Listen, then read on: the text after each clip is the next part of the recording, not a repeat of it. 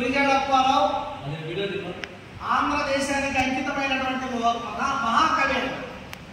ఆయన దేశమును ప్రేమించి ఉన్న గేయం ద్వారా ప్రజలందరి గుండెల్లో కూడా శాశ్వతమైనటువంటి కీర్తిని పొందినాడు. భారతదేశంలో ప్రజలు ఎలా ఉండాలి, ఎలా నడుచుకోవాలి, మన దేశం ఎలా ప్రగతి చెందాలనేటువంటిది ఆయన ఆ గేయంలో చూపించినాడు.